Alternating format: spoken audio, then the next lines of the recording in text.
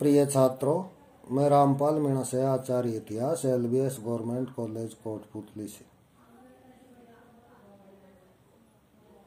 आज मैं आपके BA पार्ट 3 के सेकंड पेपर, जिसका नाम आधुनिक विश्व का इतिहास है, उसके एक विशेष टॉपिक पर चर्चा कर रहा हूँ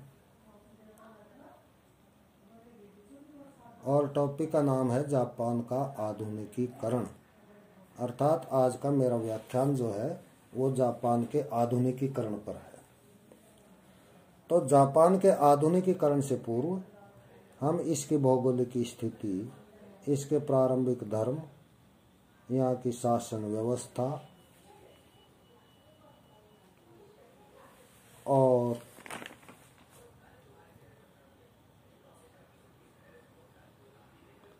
पश्चिमी राष्ट्रों के आगमन,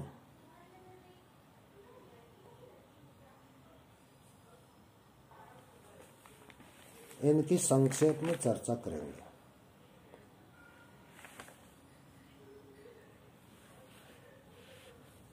पहले हम इसकी पृष्ठभूमि के बारे में चर्चा कर रहे हैं।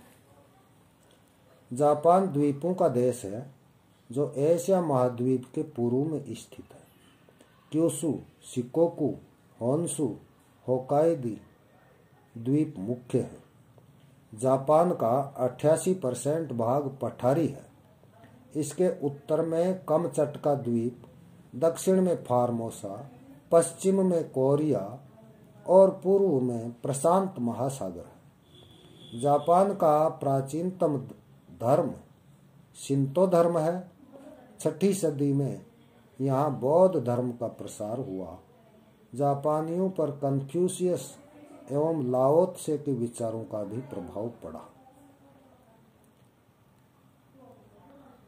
जापान में प्राचीन काल से ही राजतंत्रात्मक शासन व्यवस्था विद्यमान थी।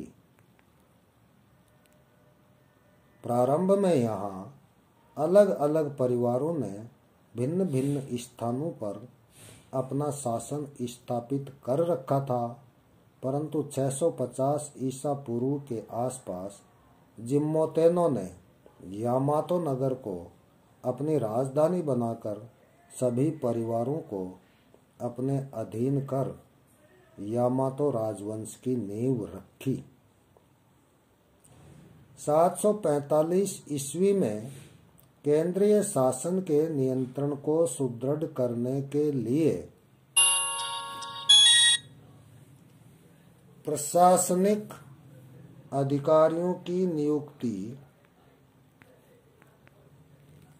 की गई, जिससे वंशानुगत सामंत वर्ग का उदय हुआ, जो डेम्पो के नाम से प्रसिद्ध हुआ।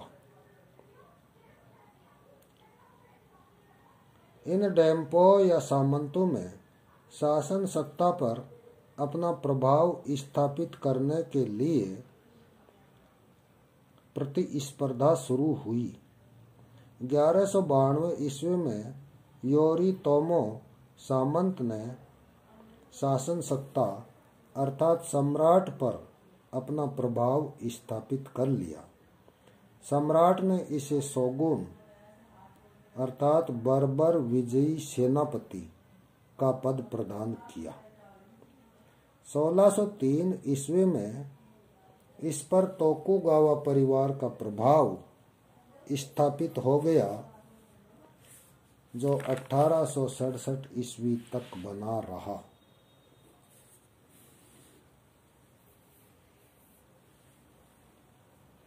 पश्चिमी राष्ट्रों के आगमन से पूर्व जापान की राजनीतिक दशा ठीक नहीं थी।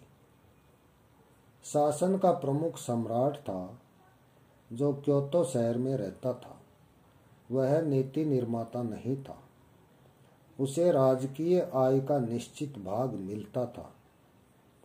शोगुन येदो नगर में रहता था। शासन की वास्तविक सत्ता उसी के हाथ में रहती थी। तोकुगावा परिवार के समर्थक सामंतों को प्रशासन में ऊंचे पद प्रदान किए जाते थे, जबकि विरोधी सामंतों को शक्तिहीन कर दिया जाता था। इनके समय जापान में विदेशियों का प्रवेश वर्जित रहा। सर्वप्रथम 1542 ईस्वी में पुर्तगाल, 16वीं सदी के अंत में स्पेन, 17वीं सदी के प्रारंभ में डच एवं अंग्रेज जापान के नागासाकी को व्यापारिक केंद्र बनाकर व्यापार करने लगे, परंतु 1637 ईस्वी में जापान की सरकार ने डचों को छोड़कर अन्य विदेशियों पर जापान में आगमन पर प्रतिबंध लगा दिया। 1840 ईस्वी में अमेरिका ने व्यापारिक सुविधाएं प्राप्त करने के लिए 2 जहाज जापान भेजे, परंतु यह अभियान असफल रहा। 1853 ईस्वी में पुनः कमोडोर पेरी के नेतृत्व में 4 जहाजों का शक्तिशाली बेड़ा जापान भेजा, जो सफल रहा, और 1854 ईस्वी में जापान सरकार ने अमेरिका के साथ कनागावा की संधि कर ली, जिसके अनुसार 3 बंदरगाह रसद, पानी और कोयला लेने के लिए अमेरिका के लिए खोल दिए गए और अमेरिकी सरकार का प्रतिनिधि रखने की इजाजत दे दी।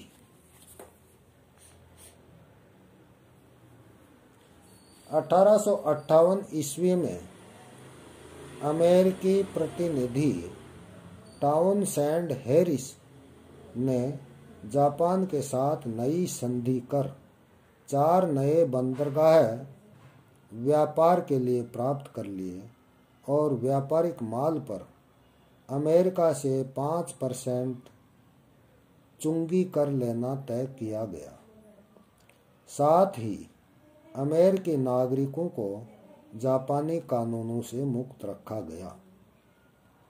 इसके बदले अमेरिका ने जापान तथा पश्चिमी देशों के मध्य उत्पन्न विवाद का समाधान करने में सहयोग देने का आश्वासन दिया।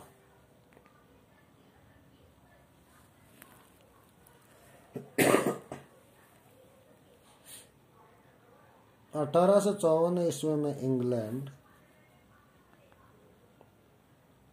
1855 ईस्वी में रूस एवं 1856 ईस्वी में हॉलैंड के साथ इसी तरह की संधियां की गई। इस प्रकार जापान में पश्चिमी देशों का पुनः आवागमन प्रारंभ हो गया।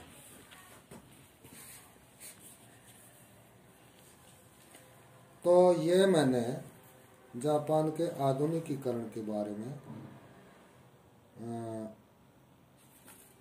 चर्चा करने से पहले इसकी पृष्ठभूमि के बारे में आपको बताया है, अर्थात जापान की भौगोलिक स्थिति, जापान का प्राचीन धर्म, जापान की प्राचीन काल की शासन व्यवस्था,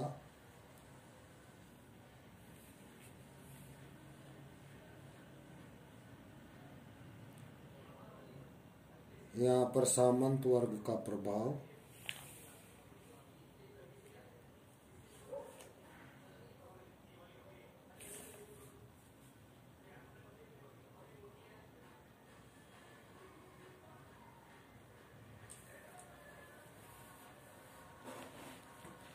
और जापान में आने वाली विदेशी शक्तियों के बारे में संक्षेप में चर्चा की। अब कौन कौन सी यूरोपीय शक्तियां जापान में आई, उन्होंने क्या क्या सुविधाएं जापान से प्राप्त की और किस प्रकार से जापानी व्यापार पश्चिमी देशों के लिए खुला,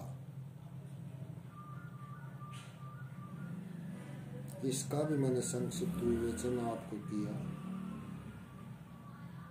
अब यूरोपीय देशों के संपर्क के फलस्वरूप जापान में क्या परिवर्तन आए, यूरोपीय संपर्क का जापान पर क्या प्रभाव पड़ा, इसकी चर्चा मैं अगले व्याख्यान में करूंगा, जिसे हम मेइजी पुनर्स्थापना अर्थात सम्राट की शक्ति के पुनरुद्धार का काल के नाम से जानते हैं। इसको हम बुद्धिमत्तापूर्ण शासन का नाम भी देते हैं। तो इसके बारे में चर्चा अगले व्याख्यान में करूँगा। धन्यवाद।